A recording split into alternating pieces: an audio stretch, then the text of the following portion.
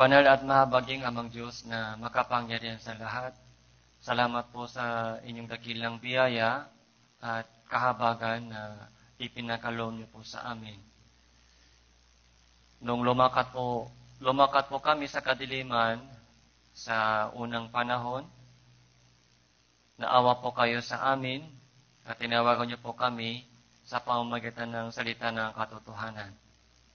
At naligtas po kami sa biyaya at meron na po kaming tunay na pag-asa na makapunta sa kaharian ng Diyos.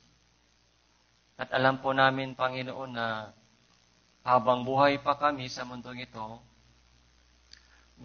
meron kaming katungkulan o ministeryo na tinanggap po namin mula sa iyo na ipangaral ang Ebanghelyo sa mga mahal po namin sa buhay.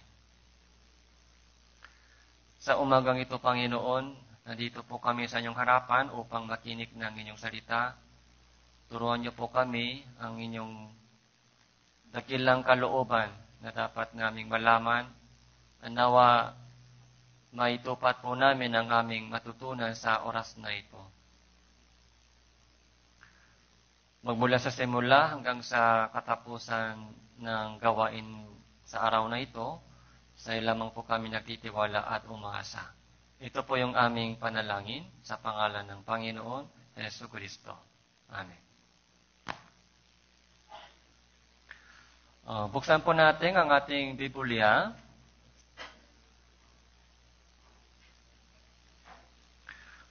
Pangalawang Kronika, chapter 36.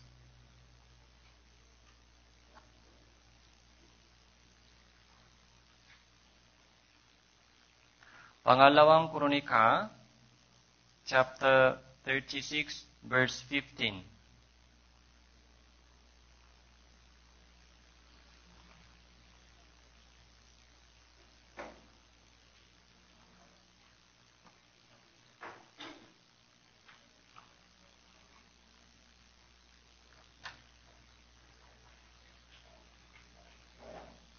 Magmula verse 15 hanggang 21.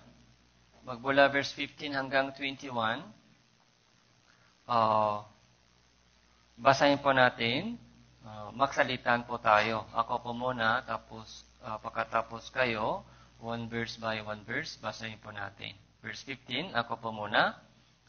At ang Panginoon ng Diyos ng kanilang mga ninuno ay paulit-ulit na nagsugo sa kanila sa pamamagitan ng kanyang mga sugo. Sapagkat siya ay may habak sa kanyang bayan at sa kanyang tahanang dako.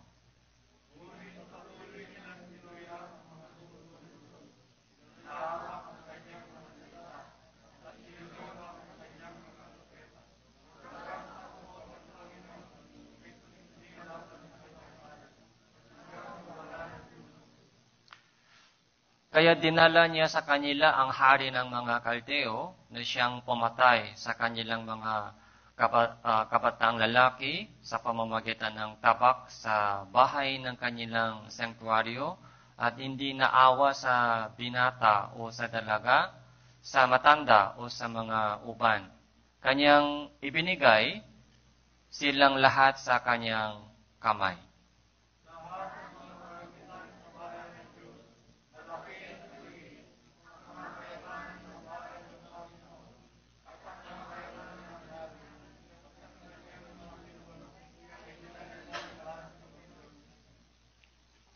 At isinunok nila ang bahay ng Diyos at giniba ang pader ng Jerusalem at isinunok sa apoy ang lahat ng mga palasyo nito at sinira ang lahat ng mahahalagang sisitlang nito.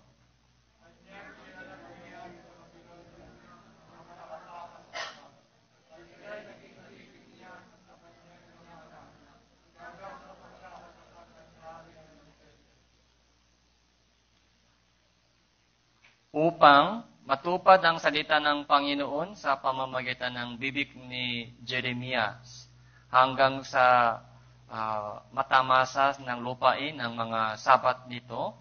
Sa lahat ng mga araw na ito ay naiwang wasak.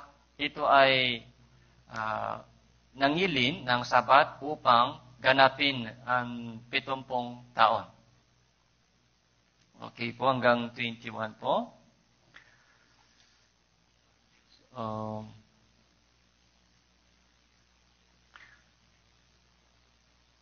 Medyo ilang linggo na nakaraan, ito po yung pinag-usapan po natin, yung reform of Ezra. Kaya meron pa po tayong mga lesson na sana matutunan po natin sa itong main teksto.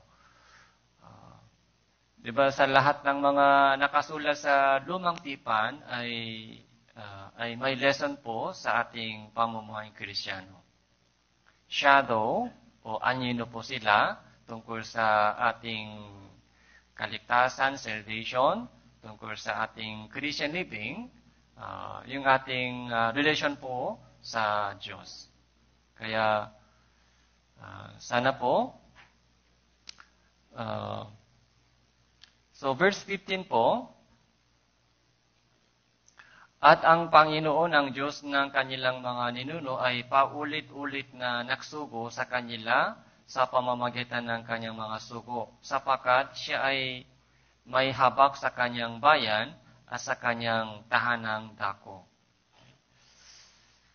Ano po yung dalawang katangian ng Diyos? Alam po natin. So, pag-ibig at ano pa po yung katangian ng Diyos? Pag-ibig at hustisya. Hustisya. So, sanay po tayo sa salitang pag-ibig.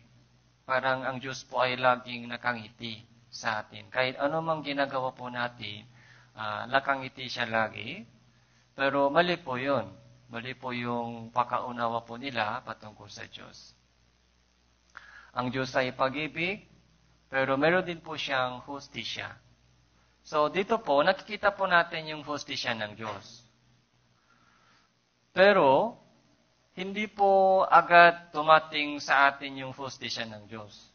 Yung pag-ibig muna. So, binibigyan po tayo ng pakakataon. Yung chance muna. Okay? Chance. Sa panahon po ni Noe, di ba, dahil sa kasalanan ng mga tao, ang Diyos po ay nagplano ng parusa. Lilipulin lahat-lahat ng tao sa ibabaw ng lupa. Tapos, ang utos po ng Diyos kay Noe, gumawa ka ng isang malaking daon. So, sino mang sumakay sa daong ito, sino mang sumakay sa barkong ito, arko, ay maliligtas. So, si Noe ay isang sugo ng Diyos. Yung sugo. Ano pong ibig sabihin, sugo? Sa English, ano po yung English? Sugo. Messenger. Messenger. So, may message. May message, may mensahe na gusto ng Diyos iparating sa ating may message. Ginagamit po natin yung messenger, di ba? Facebook Messenger. Ayun po yung ginagamit natin sa messenger. Ano po yung pinakalaman po ng message doon? Maraming mga message. Minsan, information. Gusto po natin iparating sa iba. Kaya yung message, information. Minsan, galit. Ipinaparating sa kanila. Tatampo ako, galit ako, nainis ako. Yun po yung ipinapakita sa message. Okay? Minsan, yung salamat, pusong salamat sa inyong regalo. Iba di bang uri ng mga message doon sa messenger? Paulit-ulit, nagsugo siya. Ang Diyos po ay paulit-ulit na nagsugo sa kanila sa pamamagitan ng kanyang mga sugo. Messenger. So, maraming propeta. Ito po yung pinaka-messenger po ito. Ito po yung pinaka-mensahe ng Diyos. Alam niyo po ba kung paano dumating po sa atin itong Bible? Mga mensahe po ni Moises, Yung sulat po ni Moises, 3,500 years ago, isinulat po ni Moises. 3,500 years ago, pero binabasa po natin yung kanyang isinulat. Paano po ito nangyari? Parang miracle po ito, miracle.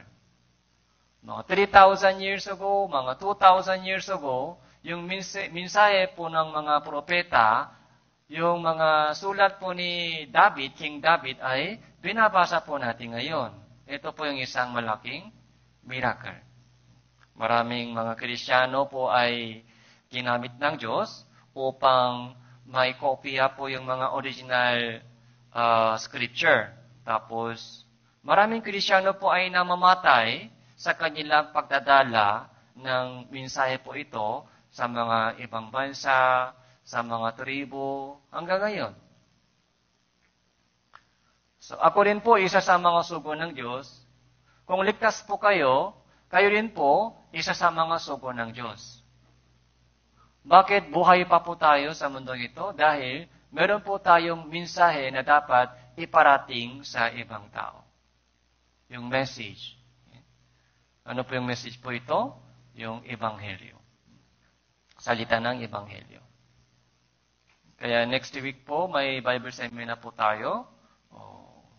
Grand Bible Seminar. Yung speaker po ay Pastor Jojo. Magandang chance po ito upang ibahagi po, i-share po natin yung message po ito, message ng salvation sa mga mahal po natin sa buhay.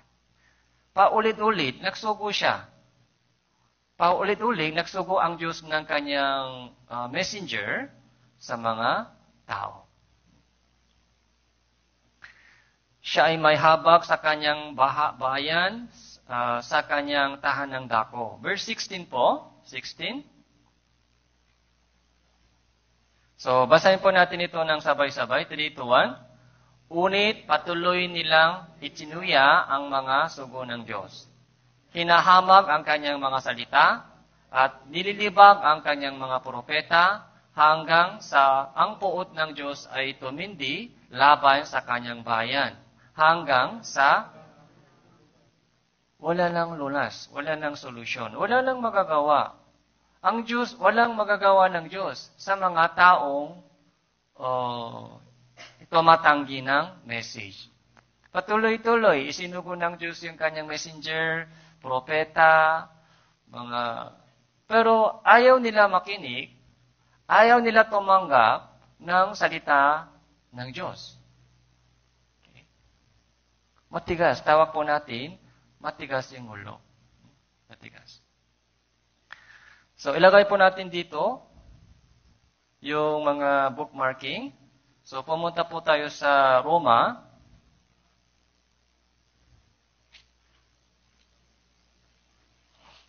Roma chapter 2.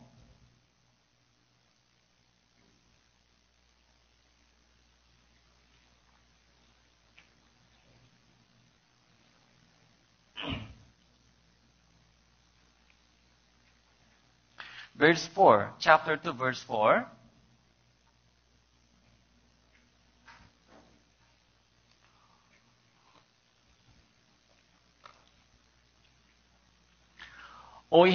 Verse 4, magmula verse 4, babasahin ko po ilang talata. O hinahamak mo ang mga kayamanan ng kanyang kabutihan, pagtitiis, at pagtsitsaga na hindi mo nababatit na ang kabutihan ng Diyos ang umaakay sa inyo sa pagsisisi. Unit, ayon sa inyong katigasan at pusong hindi nagsisisi, ay nagtitipon ka para sa inyong sarili ng puot sa araw ng kapuutan at pagpapahayag ng matuwid na paghuhukom ng Diyos. Verse 6 po, basahin po natin, 3, 2, 1. Kanyang gagantihan ang bawat tao ayon sa kanyang mga gawa.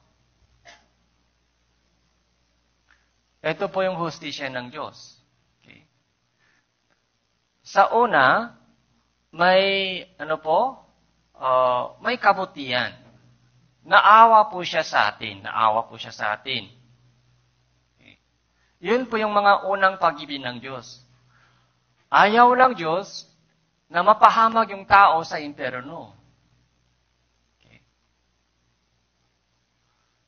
So, unang Timoteo chapter 2 verse 4, ang Diyos ay nagnanais ng lahat ng tao ay maligtas at makarating sa pakaunawa ng katotohanan, pakakilala ng katotohanan. Yun po yung gusto ng Diyos mangyari. Ayaw ng Diyos na mapahamag yung tao sa impyerno.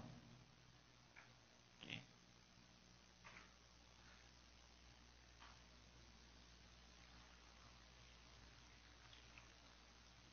Kaya, gumawa siya ng paraan. Ang Diyos po ang gumawa ng paraan.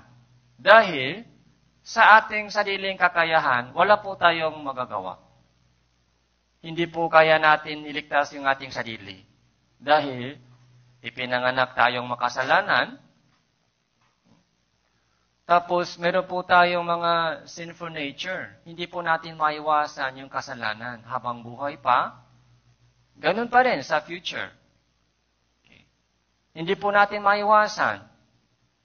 Hindi po natin kayang labanan yung pangnanasan ng laman kung walang tulong ng Diyos. Di ba sa Bible seminar, ano po yung mga pinakamahalagang mga bahagi sa Bible seminar, sa gospel session? Sa gospel session po, ano po yung pinakamahalagang bahagi sa gospel session? Yung tungkol sa eternal redemption.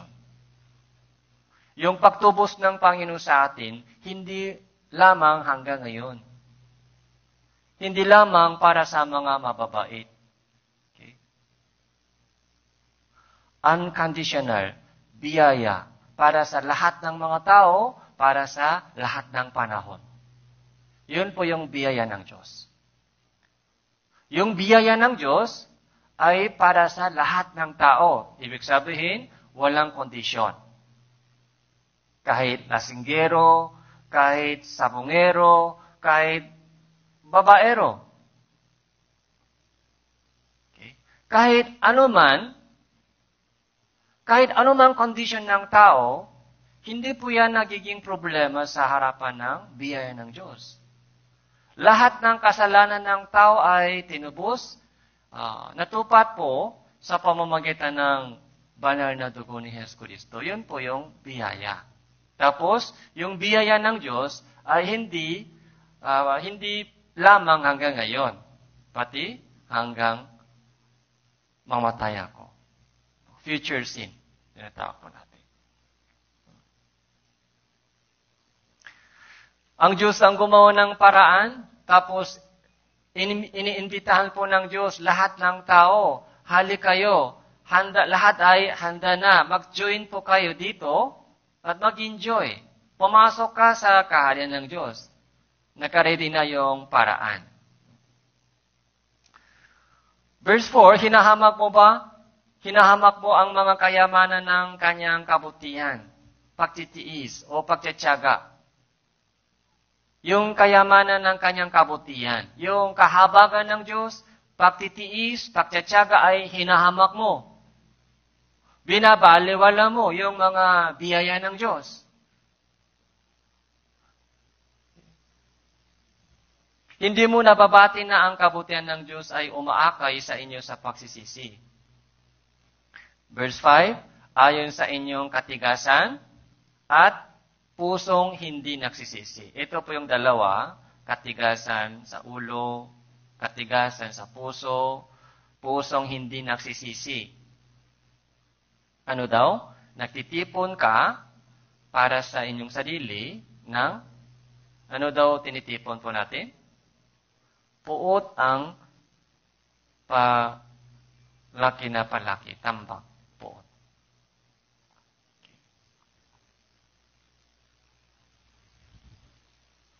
Nagtitipon ka para sa sarili mo ng puot ng Diyos. Kapag tuloy-tuloy po matigas yung ulo, yung biyaya, di ba yung patong-patong, yung biyaya ng Diyos ay magiging puot. Yung biyaya ng Diyos. Okay. May hangganan. Ibig sabihin, may katapusan. May katapusan ng panahon ng biyaya. Nagtitipon ka para sa inyong sarili ng puo sa araw ng kapuutan at pagpapahayag ng matuwid na paghukom ng Diyos. Isang halimbawa po, isang magandang halimbawa ng itong araw ng paghuhukom, araw ng kapuutan, ay nakikita po natin doon sa history ng bansang Israel. Balik po tayo. So, 2 Chronicle chapter 36.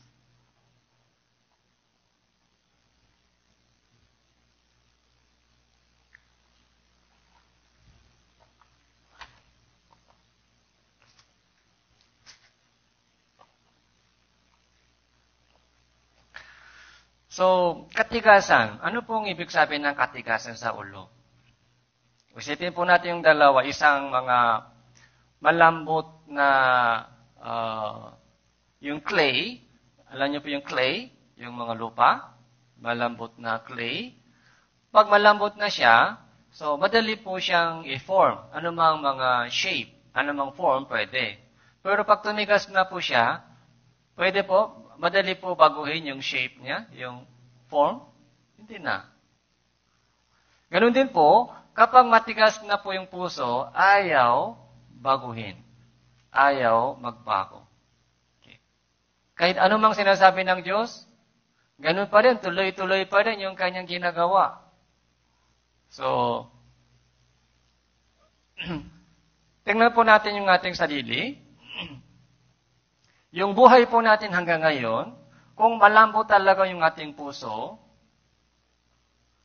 kung malambot po yung ating puso, sa ganitong mga sermon, o sa fellowship, o sa Bible reading mo, meditation, kung may lesson na pumatak sa inyong puso, kung may lesson, kung may lesson na nakuha po ninyo sa ganitong gawain, may changes.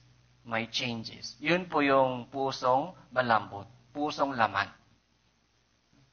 Pero kapag tumigas na po yung puso, matigas na yung puso, kahit ano mang sinasabi, naririnig sa sermon, o sa fellowship, kahit ano mang naririnig po natin, yung buhay, yung ginagawa po natin hanggang ngayon, ganun pa rin ginagagawin sa future. Walang changes. Ibig sabihin, matigas yung puso.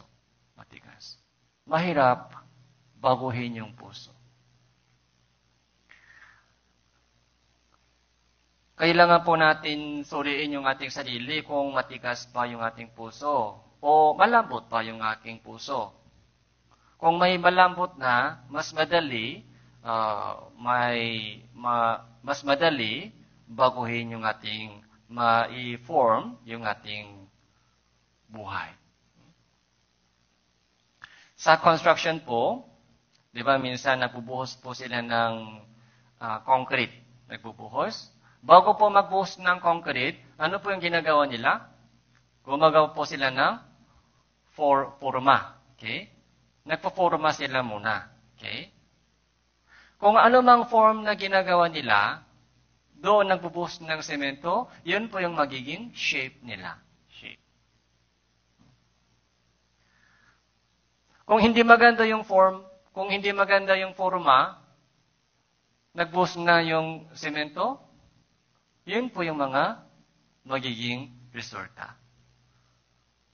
Kaya, bago magbuhos po sila ng semento, nakita ko po yung mga ginagawa nila. Bago magbuhos po sila ng semento, yung concrete, chine-check po nilang maayos kung maayos ba yung form na ginawa nila.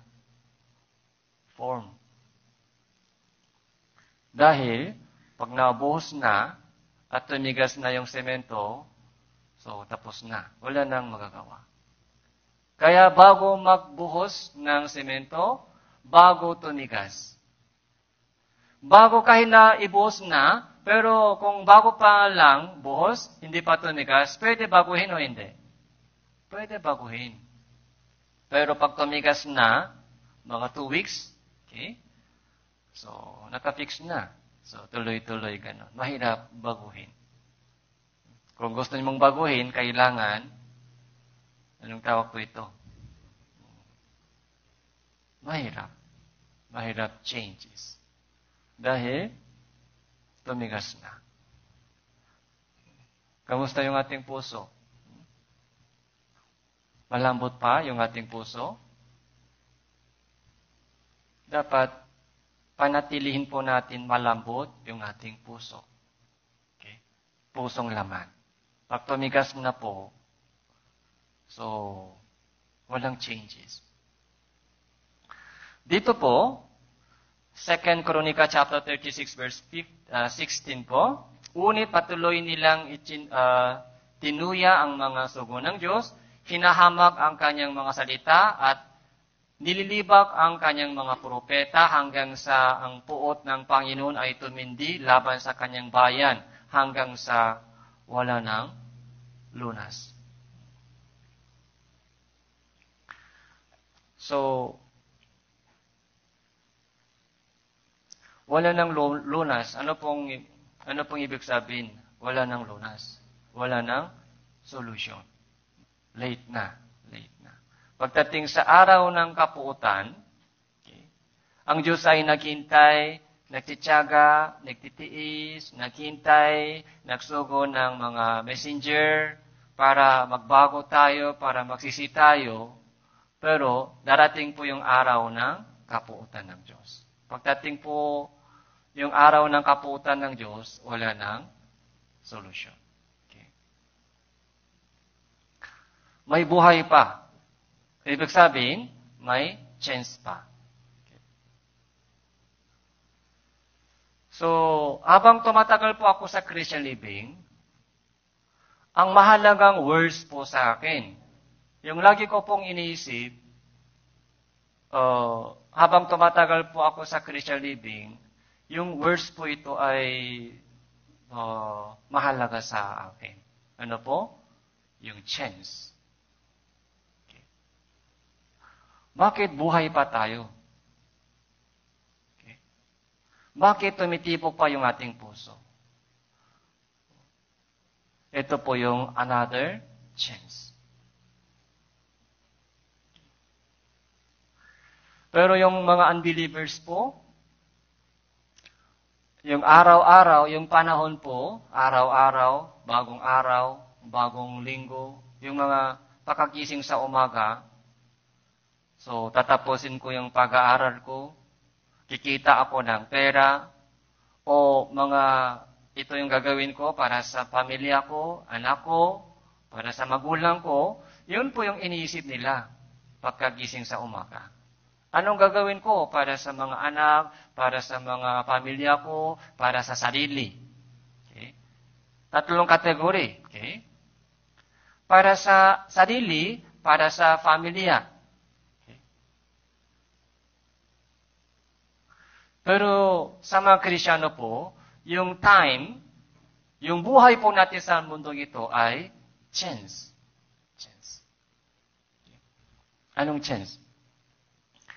Para sa mga unbelievers, yung buhay po nila ay chance para maligtas. Bakit buhay pa po yung mga mahal po natin sa buhay? So, yun po yung mga chance po nila para maligtas. Kaya wag po natin sayangin yung oras nila. Habang buhay pa sila, kailangan po natin evangelize. So, bilang isang Kristyano na ligtas na ako. Pero bakit buhay pa ako? So, ito rin po yung chance. Ito rin po yung chance para ma-evangelize yung mga mahal ko sa buhay. Ito rin po yung chance para lumago ako sa pananampalataya at pakakilala sa Diyos.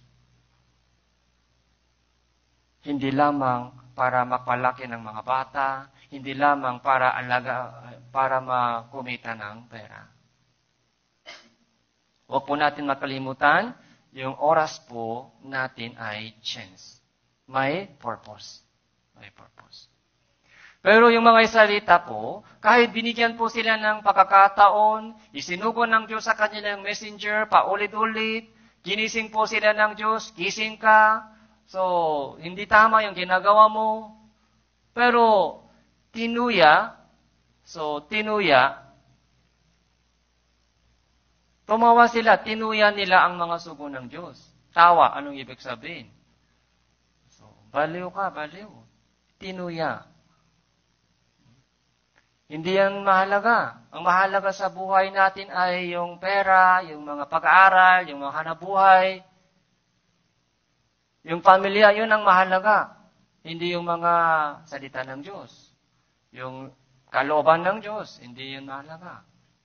Itinuya ang mga sugo ng Diyos, hinahamak ang kanyang mga salita. Hamak. Hinamak po nila ang salita ng Diyos. Sariling isip lang, so pinahalagaan. Nililibag ang kanyang mga propeta. So, hanggang kailan po? Yung puot ng Diyos ay umapaw na. Okay. Di ba pag maraming malakas yung ulan, bagyo, di ba yung dam, yung pataas yung mga level ng tubig sa dam. Pag puno na po, okay? Kung hindi kaya ng mga pader ng dam, anong mangyari? Maguguho po yan. So makakaroon po ng malaking baha. Yun po yung puot ng Diyos. Pag umapaw na po yan, wala nang solution. So, 17 po, ito po yung mga disiplina ng Diyos. Ito po yung parusa ng Diyos. Kaya dinala niya sa kanila ang hari ng mga Kaldeo na siyang pumatay sa kanilang mga kabataang lalaki sa pamamagitan ng tabak sa bahay ng kanilang sanktuaryo.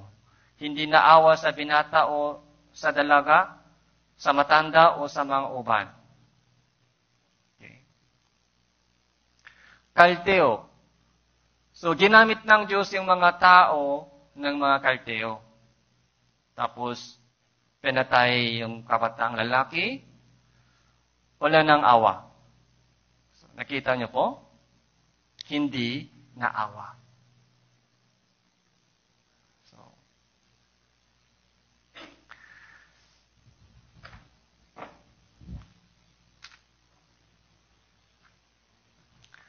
Fear of the Lord.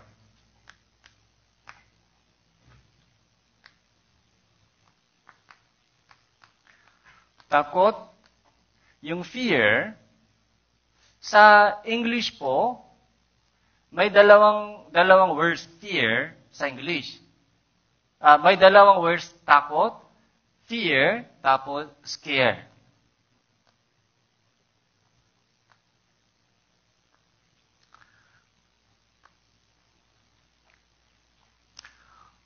Pag may isang magnanakaw ay humahabol sa iyo na may kutsilyo, isang magnanakaw ay humahabol sa iyo may kutsilyo, ano po ito? Fear o scared? Scared, okay? Scared, takot. Pero sa Tagalog, isa lang, di ba? Takot. Pero sa English, different. Okay? Takot tayo sa mga kriminal. Okay? Scared. Okay? Scared. Ang difference po ng fear, takot with galang. Respect. Ito po yung fear. Takot na may galang. Ito po yung fear sa harapan ng hari, sa harapan ng mga halimbawa po, kung pumasok ka sa opisina ng mayor, halimbawa, dinimbitahan po kayo ng mayor ng Tanawan City, pumasok ka sa opisina niya, anong uri ng takot? Fear o scared? Scared? Fear. Fear. Okay. So, sa mga multo, okay? Fear o scared? Scared, okay? Sa mga multo, takot, tumatakas.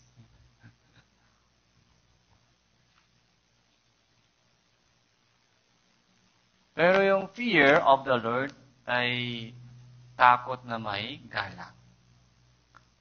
Pag pumasok ka sa opisina ng presidente, yung pangulo, So, fear, hindi scared. Fear. Dapat may kasamang respeto. Kung fear of the Lord, bakit fear of the Lord is the beginning of wisdom? So, kinakailangan po ng lahat ng tao, yun po yung una. Takot. Dapat matutong matakot sa Diyos. Kung meron po tayong takot sa Diyos, ano mang sinasabi niya sa akin, ito yung gawin mo, susunod po tayo o hindi? Susunod po tayo. Dahil yun po yung salita ng Diyos, utos ng Diyos. Kung fear of the Lord, kung may takot po tayo sa Diyos na may galang, ano mang sinasabi ng Diyos sa akin, anak, gawin mo ito, susunod po tayo. Hindi po natin hahamakin yun. Dahil takot po tayo sa Diyos. Yung takot po ito, okay,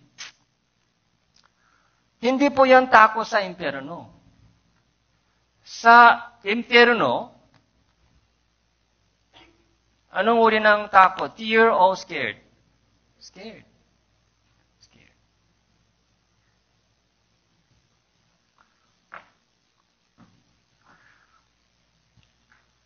Yung takot po natin sa harapan ng Diyos, hindi po yung takot sa impyerno, hindi po yung takot sa parusa, yung fear, takot na may galang sa Diyos. Respect. Bilang Creator, lumikha siya sa akin. Siya po yung taga-mamahala sa buong kasaysayan ng mundong ito. Siya po yung gaganti sa lahat ng tao ayon sa ating mga ginagawa. Bilang isang hukom. Yung takot po ito ay takot, fear. Fear po ito ay sa korte. Supreme Korte. So, kailangan po natin kilalanin. So, anong uri ng pagkakilala mo sa Diyos? Okay. Anong kilala po ba natin ng Diyos? Yung dapat natin kilalanin ang totoong Diyos. Hindi po yung mga sariling Diyos. Sana siguro ganito ang Diyos. Lagi siyang mga nakangiti sa akin, kahit ano mang ginagawa ko sa buhay, okay lang, pag-ibig lang, God is good lang. Hindi po. Tingnan po natin dito. Pumatay siya sa mga kabatang lalaki, walang awa sa binata, sa dalaga, sa matanda, sa mga bata. Walang awa. Dahil umapaw na po yung puot ng Diyos. Umapaw na. Wala nang lunas.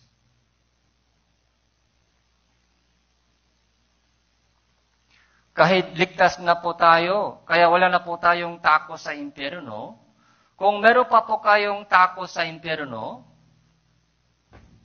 Pastor, may takot pa ako. Scared pa ako sa impyerno. Baka mapupunta ko sa impyerno. Kung ganun po yung puso mo, ay ibig sabihin, hindi pa sure. Hindi pa sure sa kaligtasan. Kailangan po patuloy makinig ng Bible Seminar hanggang makaroon ka ng assurance of salvation. Kung meron po tayong assurance of salvation, so wala nang takot sa impyerno. Pero ito, meron pa po? Ito meron. Okay. Fear of the Lord. Takot na may galang sa Diyos. Okay. Kung meron po tayong ito, sumusunod po tayo sa kalooban ng Diyos. Sumusunod. Kahit may hadlangan, kaya i-check po natin yung sarili kung kahit maaari po malinaw po dito about salvation, marital redemption. Kapag maraming beses narinig, maaari po malinaw dito. Pero sa puso may takot pa sa impyerno. Ibig sabihin, hindi pa ligtas. Hindi pa ligtas. Dahil ang salvation po ay hindi po nangyari dito, kundi nangyari sa puso. So, kung mayroon pong assurance of salvation, so, nandito na po yung mga banal na spirito, kasama po natin, nag-umpisa na po yung mga holy fellowship with God, kaya meron pong panibagong pangnanasa ng Holy Spirit, kahit nandyan pa rin yung pangnanasa ng laman. So, pero, hindi na po masaya sa dating pamumuhay sa makamundong bagay. Example lang sa mga tatay, kapag ligtas na po kayo, hindi na masaya sa mga dating bisyo. Sa mga pag-iinom, sa mga bisyo dati, hindi na masaya doon.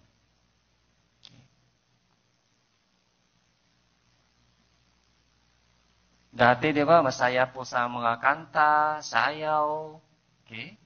Sa mga party, masaya doon. Pero, yung bilang isang taong ligtas po, hindi na masaya doon. Kung masaya po kayo doon, kailangan check-in yung salvation mo. Okay? Dahil, di ba yung mga mahal ko sa buhay, hindi pa ligtas? Kahit ligtas na ako, pero paano sila? Yung mga mahal ko sa buhay, hindi pa ligtas. Yun po yung mga inisip po ng natin, yung mga tapos, yun po yung prayer ko. So, anong gagawin ko para maligtas yung mga mahal ko sa buhay?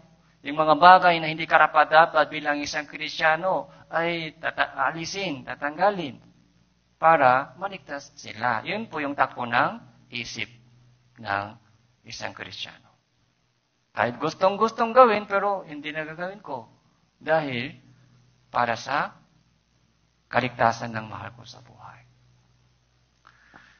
So, yun po yung mga panibagong pangyanasan ng Holy Spirit. Tapos, kung meron pong mga assurance of salvation, so, yung isip po natin ay patungo sa langit. Isip po natin ay patungo sa langit. Okay. Kaya, yung focus po sa buhay, hindi po sa makamundong bagay, kundi makalangin na bagay. Ibang lahi. Ibang lahi. So, verse 19 po, at sinunok nila ang bahay ng Diyos, giniba ang padana ng Jerusalem. Sinunok sa apoy ang lahat ng mga palasyo nito, sinira ang lahat ng mahalagang sisidlang ito. So, totally baksak. Totally po, bumaksak po yung Jerusalem. Sinunok, giniba. Okay. Tapos yung mga kagamitan, mamahaling kagamitan ay sinira. Yung natitira ay dinadala sa Babylonia. So, verse 21.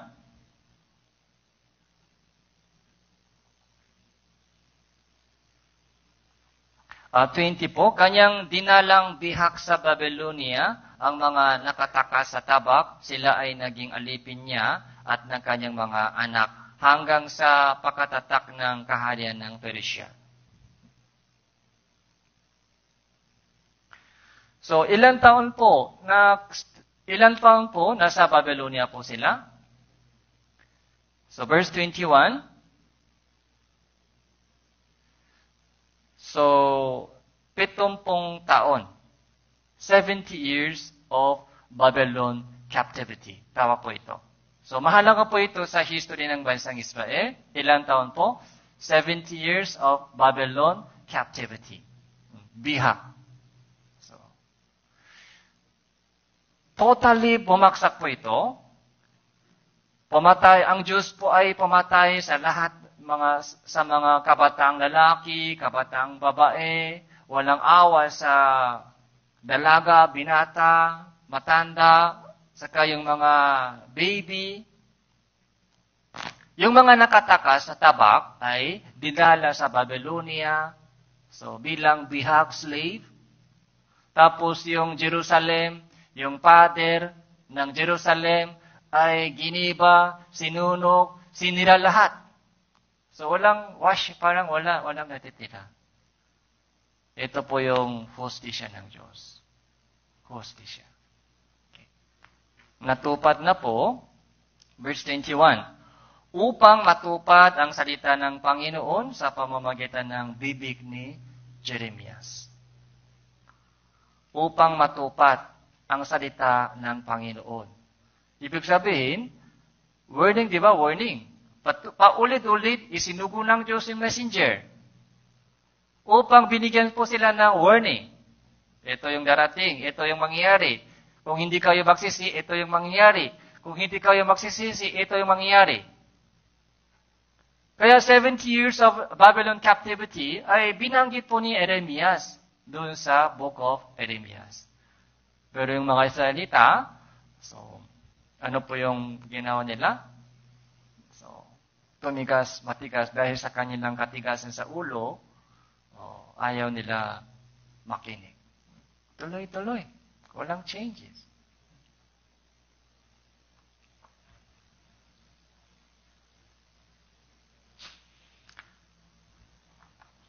So, Hebreo. Pumunta po tayo sa Hebreo.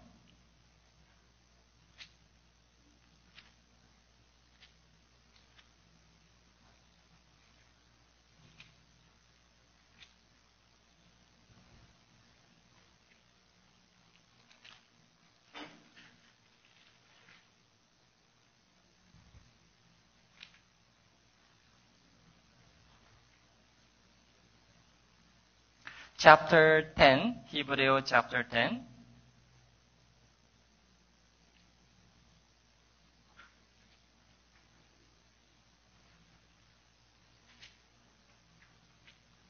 Verse 26.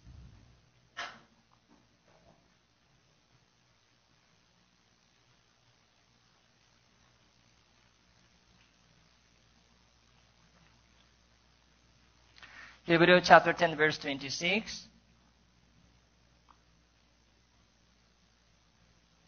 Sapagkat kung sinasadya natin makasala, matapos natin tanggapin ang lubos na pakakilala sa katotohanan, at wala nang natitira pang-alay para sa mga kasalanan, kundi isang kakilakilabot na paghintay sa paghukom, at isang naglalagaplap na apoy na puputok sa mga kahaway. So, kung sinasadya natin makasala, may sadya. May kasalanan na sadya. Anong ibig sabihin sadya? Intentionally.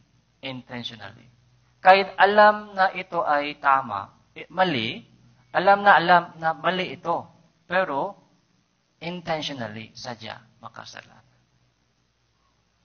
Choice po ito. Tama po, choice? Choice.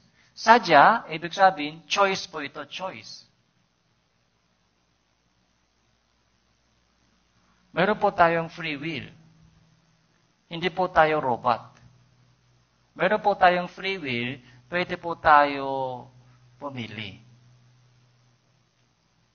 Chance po yung ibinibigay ng Diyos sa akin. Hanggang dumating po yung araw ng paghukom, kaya sinabi ko sa inyo, yung buhay po natin ay chance pa ito. Habang buhay pa, pwede po tayo mag-choice. Yung mga patay, pwede po sila mag-choice? Hindi pwede. Yung mga patay na po, hindi pwede mag-choice po sila. Pero yung kayo po, pwede po mag-choice? Yes. Yung buhay po natin ay consequence ng choices. Yung consequence po ng ating choices ay mangyari eternal life. Eternal life. Halimbawa po, yung choice ko po ay kumain ng durian. Yun ang choice ko. Kumain ng durian. Ano po yung consequence ng choice ko? Yung amoy ng durian, hindi po maiwasan. Pag kumain ako ng durian, tapos inisip ko, ay sana walang amoy. Pwede po ba ganon? Hindi pwede maiwasan yung consequence ng choice mo. Kung ganun po yung choice mo, dapat mong tanggapin yung mga consequence ng choice mo. Yung mga tao sa paligid mo ay tatakas. Dahil kumain ka ng durian. Parang durian po, ito po yung mga illustration lang po, kasalanan. Kumain ako ng kasalanan. May amoy ng kasalanan. Hindi pwede maiwasan yung amoy ng kasalanan. Yung sinasadyang kasalanan po dito ay unbelieving. Unbelieving, kahit binibigyan po sila ng chance, pero ayaw maniwala hanggang sa wakas. Kaya sadyang makasalanan po ito. Matapos natin tanggapin ang lubos na pakakilala sa katotohanan, wala nang natitira pang alay. Anong ibig sabihin? Wala nang chance. No more chance. Wala nang lunas. Wala nang natitira pang alay para sa mga kasalanan. Close na. Close na po yung pinto. Tandaan po natin, buhay pa tayo, may chance pa. Sana yung araw na ito may turning point. Okay. Yung nakalipas na panahon, hindi pwede bumalik po tayo. Ang mahalaga po, magmula ngayon, ano ang magiging future mo? Okay. 27 po.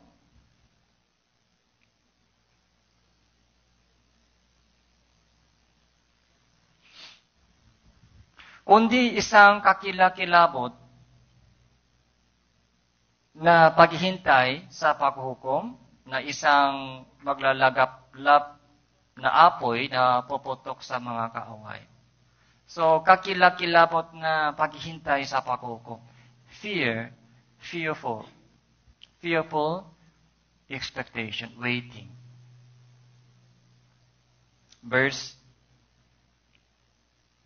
30 po, 30. Sapagkat kilala natin ang nagsabi, aking ang paghihiganti. Ako ang gaganti at muli hukuman ng Panginoon ang kanyang bayan. Verse 31, isang kakilakilabot na bagay ang mahulog sa mga kamay ng Diyos na buhay. Isang kakilakilabot na bagay. Kakilakilabot na bagay. Fearful. Scared. Okay. Kakilakilabot na bagay. Fearful things, mahulog sa kamay ng Diyos. Anong ibig sabihin? Kamay ng paghukom ng Diyos.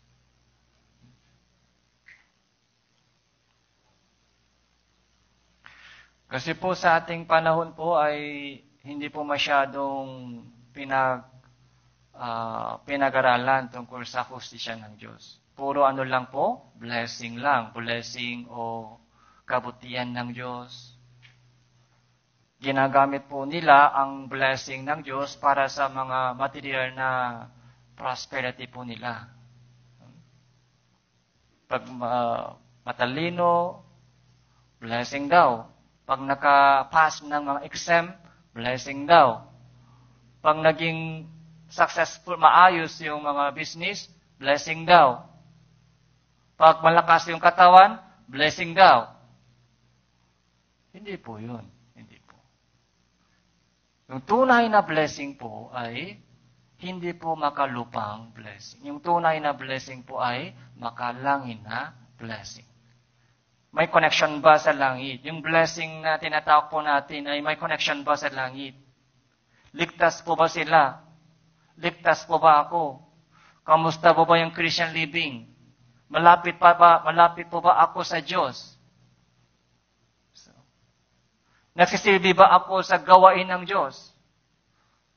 Yung buhay po natin sa mundo ito ay dapat may connection sa langit. Connection. Yung buhay po natin. Yun po yung blessing.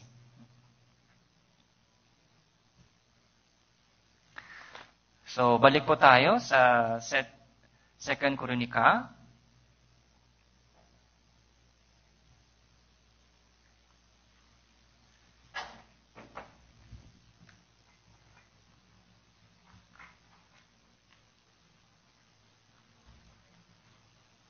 So,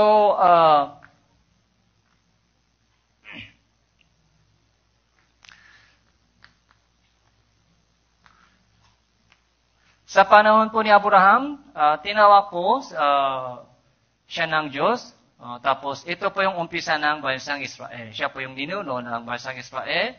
Tapos, sa panahon po ni Moises, ano po yung ibinigay ng Diyos sa kanila? 10 Commandments. Okay? Dito po, promise.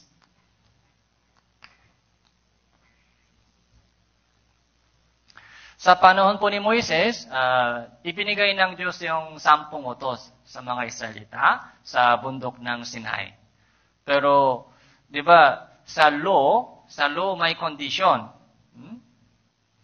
Kung sumunod ka sa salita ng Diyos, may blessing. Pero kung hindi ka sumunod, may parusa, may sumpa. Ito po yung mga law dito. Pero patuloy po sila sumamba sa mga Diyos-Diyusan. Kaya sa panahon po ni Solomon,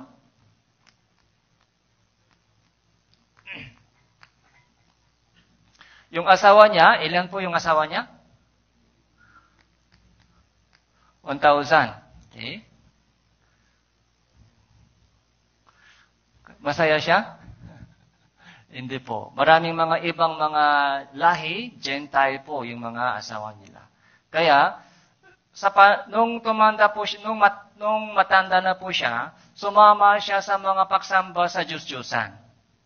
Kaya matindi po talaga yung kasalanan po ni Solomon. Nung bata pa po siya, maganda. Maganda po yung puso niya, puso ni Solomon. Humingi po siya ng wisdom para maging maayos yung kanyang mga paghahari sa Israelita. Pero nung matanda na po siya, so iba na. Mahalaga po yung ending. Yun po yung gusto kong sabihin sa inyo.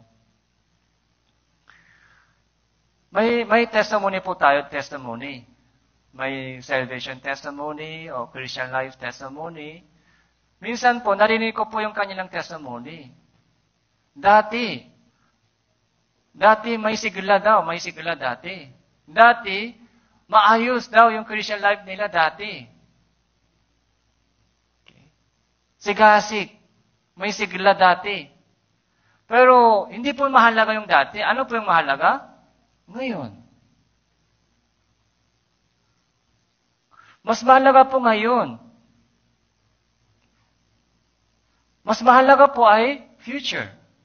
Maaari po, hanggang ngayon, okay, maganda. Pero maaari, future, mawala. Ang mahalaga po ay ending, hindi po yung mga una. Kahit hindi maganda sa dati, pero ngayon, may sigasig. Yun po yung mahalaga. Okay. Dati, hindi maganda yung Christian life ko. Medyo tamad ako, pangit yung Christian life ko, pero ngayon, sa biyaya ng Diyos, naging okay ako. May sigla ako. May hangarin ako. Sana gusto ng Diyos gamitin ako para sa kanyang kalooban. Ngayon, ganun yung mga puso ko. Yun po yung maganda. Kung meron po kayong ganung mga testimony, sana tuloy-tuloy ganung testimony. Hanggang sa ending. Mahalaga po yung ending. Si Solomon, maganda po sa una, pero pangit ending. Kahit pangit po tayo sa umpisa, pero kapag maganda po yung ending, yun po yung tuloy-tuloy sa langit. Maganda po yung ending. May chance pa tayo. Okay? May chance. Para pagandahin yung ating Christian life. Kahit hindi maayos yung Christian life hanggang ngayon, okay na. So nakalipas na. Ang mahalaga, magmula ngayon, sana mapaganda yung Christian life ko. Maayos. Kaya, sa panahon po ni Solomon, sa anak niya, so North Israel, tapos South Judah. Okay?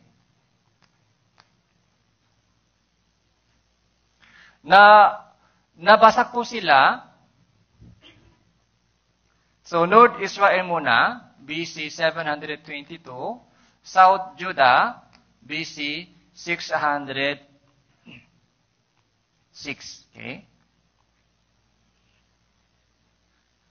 Pero, BC, tandaan po natin ito, BC 586. Okay? So, Yung mga estudyante, sana tandaan po natin ito. BC 586, ano po yung nangyari? Yung Jerusalem ay naguho. Jerusalem, nawasak. Jerusalem. Okay?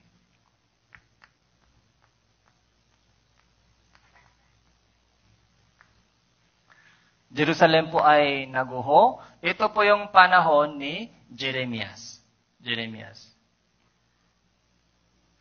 Pero sabi po niya, ilang taon po nasa Babylonia? 70 years, di ba? 70 years. So, minus 70 years. After 70 years, ilang taon po ito? After 70 years, BC 516. So, ano po ang nangyari? So, temple, Jerusalem temple, itong taon, temple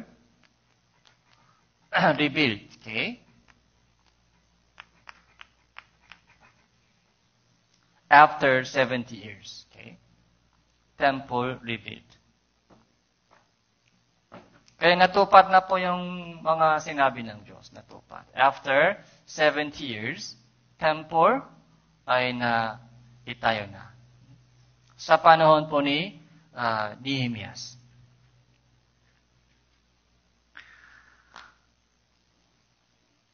So, Ezra, chapter 1.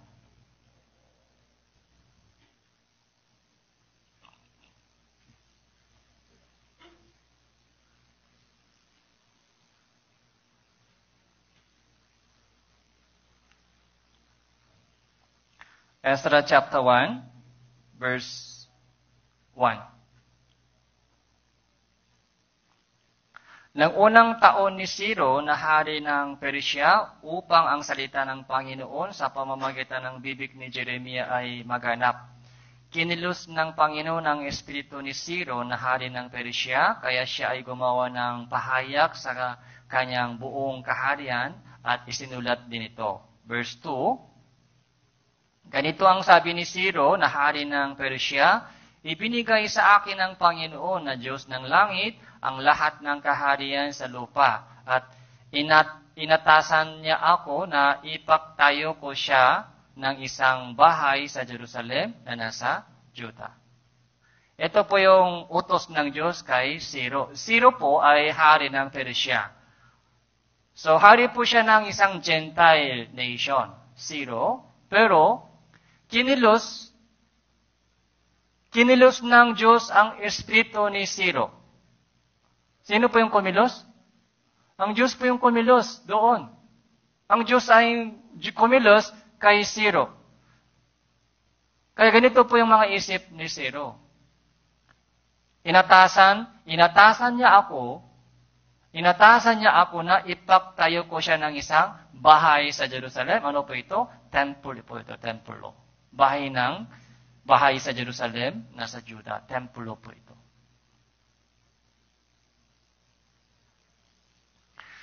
So, sa totoo lang po, ito po yung nangyari. So, BC 536, ito po. Ito po ay Ezra chapter 1, BC 536. Kaya, sana, yung templo sa Jerusalem ay naitayo na sa BC 536, pero na-delay. Na-delay po yung construction. Na-delay po yung construction sa loob ng 16 years. Na-delay. Kaya hanggang BC 520, yung construction sa Jerusalem ay stop na within 16 years. Maraming dahilan, maraming reason. Yung mga Israelita po, tama po sila sa pagtayo ng templo. Kahit kumilos ang Diyos sa puso ni Ciro, tapos nagpahayag po siya sa buong bayan. So, may chance po, pero yung mga Israelita po ay gumawa ng maraming dahilan. Mahirap daw. Ganito yung dahilan. Dahil sa kanilang puso ay hindi pa ready, Kaya sa loob ng 16 years, na-delay. Stop na po yung construction. Kaya pumunta po tayo sa Haggai. Haggai chapter 1.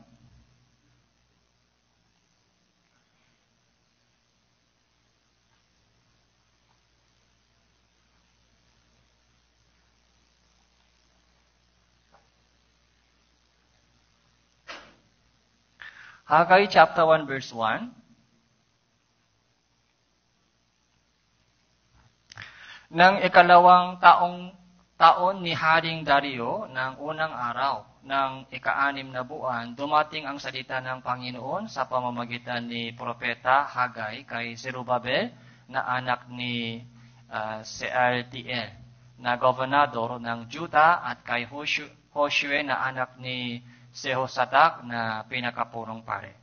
Ganito ang sabi ng Panginoon ng mga hukbo, sinasabi ng bayang ito na hindi pa dumarating ang panahon upang muling itayo ang bahay ng Panginoon. Nang makagayon, dumating ang salita ng Panginoon sa pamamagitan ni Propeta Haggai, panahon ba para sa inyong mga sarili na manirahan sa inyong mga bahay na may kisami, samantala ang bahay na ito ay nananatiling wasak? Verse 5, basahin po natin, 3 to 1. Pag-isipan ninyo ang inyong mga lakad. So, ano po yung sabi ng Diyos? Pag-isipan mo ang inyong lakad. Mag-isip ka, mag-isip. Mag-isip.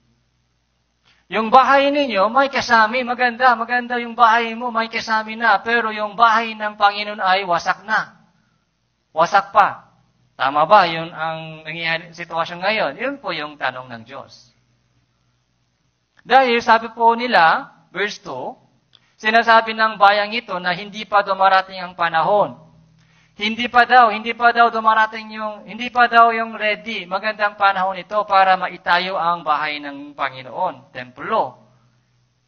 Hindi pa ready. Pero sabi ng Diyos, yung bahay mo, may kasami na. Maganda na yung bahay mo, pero yung bahay ng Panginoon ay nananatili pang wasak. Tama ba? Yun po yung sabi ng Diyos. Verse 4, di ba? Panahon ba para sa inyong mga sarili na manirahan sa inyong mga bahay na may kasami? Samantalang ang bahay na ito, bahay ng Diyos ay nananatiling wasak. Pag-isipan mo ang inyong mga lakad. Pag-isipan mo. Yun po yung mga challenging mensahe ni Haggai. Haggai, tapos Zacarias, saka yung Malaki. Ito yung tatlong propeta po ay after Babylon captivity. Yung tatlong propeta po ito, Haggai, tapos Zacarias, saka Malaki. Ito po yung after Babylon captivity.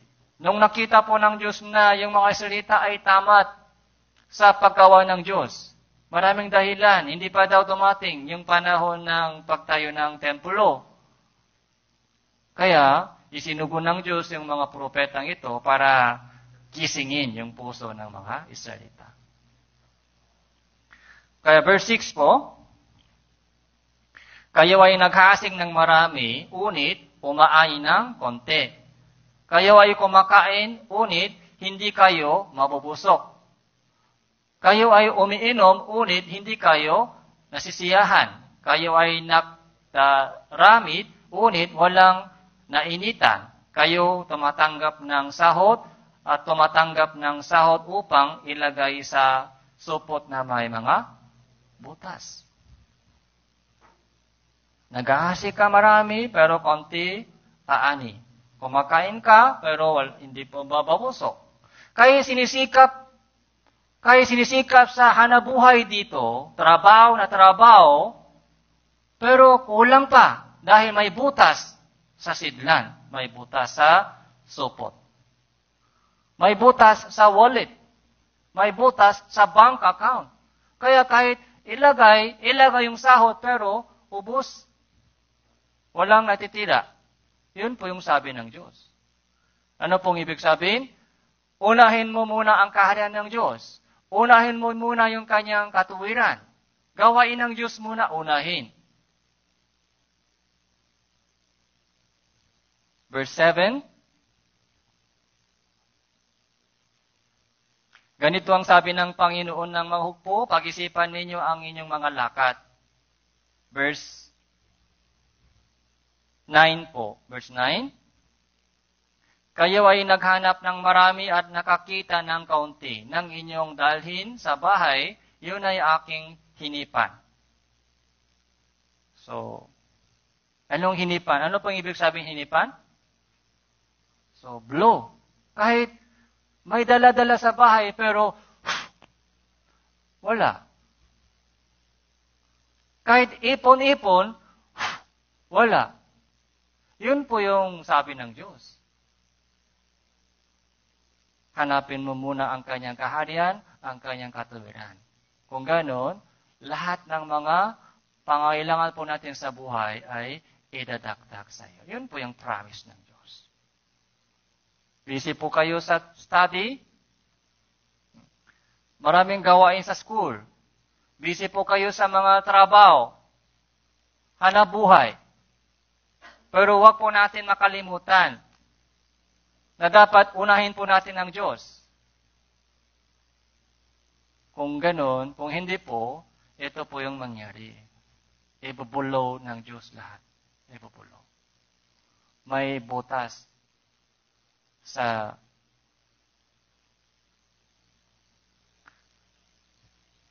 kaya dahil, bakit sinabi, verse 9 po, sa gitna, bakit sinabi ng Panginoon ng mga hukbo, dahil sa aking bahay ay nananatiling wasak, samantala tumatakbo ang bawat isa sa inyo sa kanyang-kanyang sariling bahay. Okay. Yung bahay ng Diyos ay nananatiling wasak, pero walang pakialam sila sa bahay ng Diyos. Saan po sila busy? Tumakbo sila sa kanyang-kanyang sariling bahay. Kanyang-kanyang mga pamilya, kanyang-kanyang mga concern, doon po sila busy. Pero para sa gawain ng Diyos, walang concern, walang oras. Yung kanilang oras ay puro sa bahay lang. Yung kanilang mga energy, puro sa mga makamulupang bagay lang, ubos. Hindi dapat ganon. Yung Christian life. Dahil sa ganitong mga sitwasyon po nila,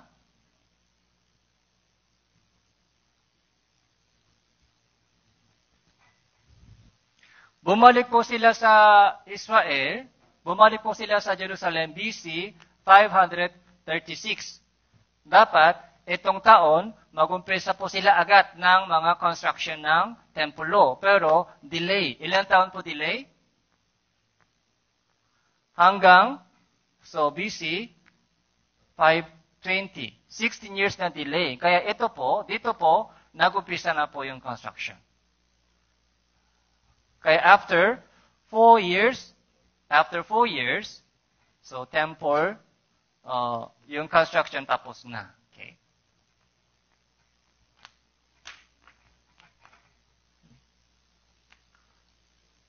After 70 years, dito po, na tapos na po yung temple rebuild. Okay.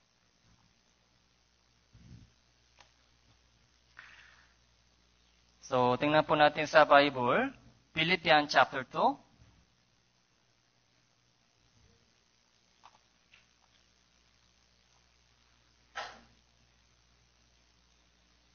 Verse 21.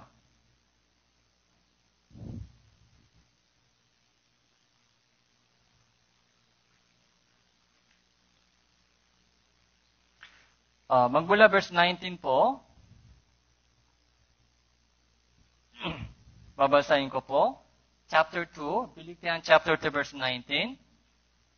Unit, umaasa ako sa Panginoong Jesus na suguin kaagad sa inyo si Timoteo upang ako naman ay mapanatak sa pagkaalam ko ng mga bagay tungkol sa inyo, sapagkat wala akong sino man na katulad niya na tunay na magmamalasakit sa inyong kapakanan.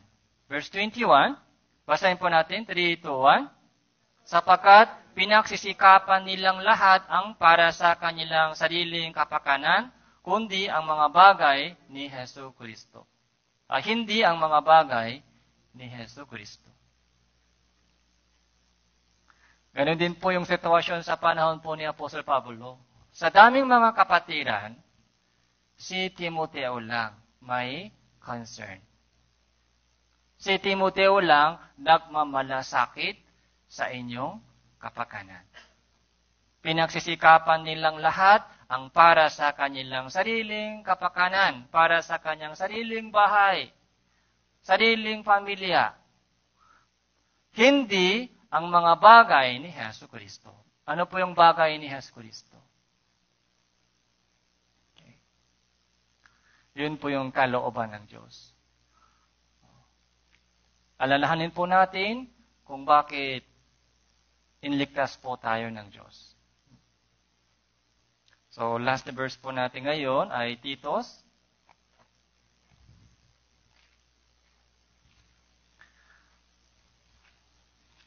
Titos, chapter 2, verse 14.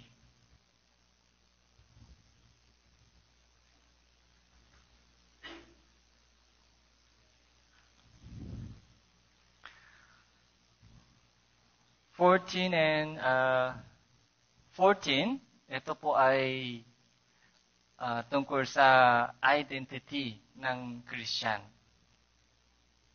Bakit namatay si Kristo? Ito po yung purpose. Verse 14, basahin po natin, 3, 2, 1. Siya ang nagbigay ng kanyang sarili alang-alang sa atin, upang tayo'y matubos niya sa lahat ng mga kasamaan, at pakalinisin para sa kanyang sarili ang sambayanang pag-aari niya na masigasig sa mabubuting gawa.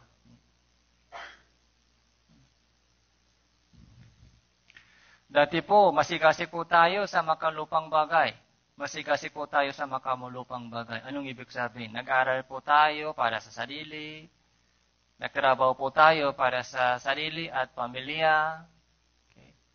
Yun po yung dati pong pamumuhay po natin.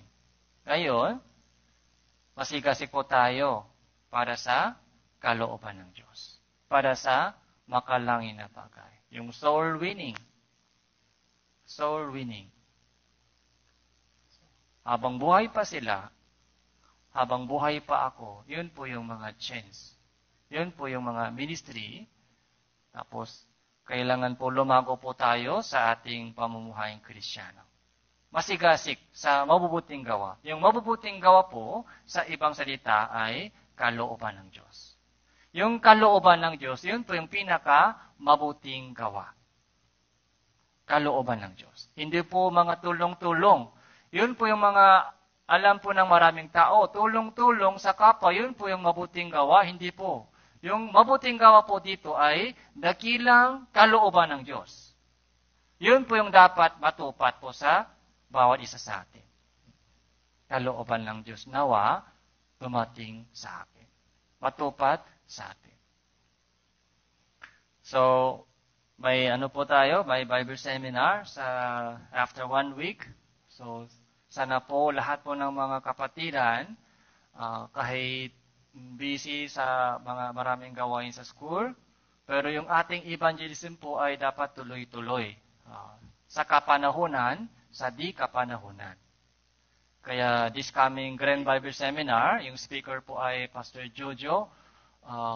So ito po yung magandang chance po sa atin para ma-invite yung mga mahal po natin sa buhay. Kaibigan. Kaya sa bawat cell group po, na sinabi ko rin po sa mga cell group leader. So, gumawa ng mga listahan ng target sa evangelism. Tapos, prayer lang, hindi pwede. Dapat kumilos po tayo. Kailangan mong gamitin yung oras mo, yung pera mo, para ma-encourage po yung mga invite target mo sa evangelism. Tapos, 1 week, gamitin po natin ito para sa mas maraming kaluluwa ay isama po natin sa Bible Seminar. Okay? So, tapos meron din po mga, okay po, hanggang dito lang po, manalangin po tayo. Salamat po, Panginoon, sa oras na ito, sa inyong mensahe na ipinakaloob niyo po sa amin. Ginigising po ninyo kami sa pamamagitan ng inyong salita upang tumingin po kami sa makalangin na bagay na maluwalhati at mananatili magpakailanman. Sa darating na Bible Seminar na gaganapin namin sa inyong salita, sa inyong pangalan, mauna po kayo kumilos sa lahat ng sa puso ng mga ininbitan po namin, nawa mas maraming kaluluwa ay makarinig ng salita ng Ebanghelyo at maligtas. Gamitin niyo po ang lahat po ng mga kapatiran dito para sa itong dakilang kalooban, layunin, pati yung mga kapatiran na dumadaan sa iba't ibang uri ng mga pagsubok at natutulog sa kanilang pamumuhay Kristyano. Gisingin niyo po sila lahat upang manumbalik din po sila sa iglesia at makapaglingkod po sa Panginoon sa natitirang panahon sa buhay. Ito po yung aming panalangin sa pangalan ng Panginoon Hesus Kristo.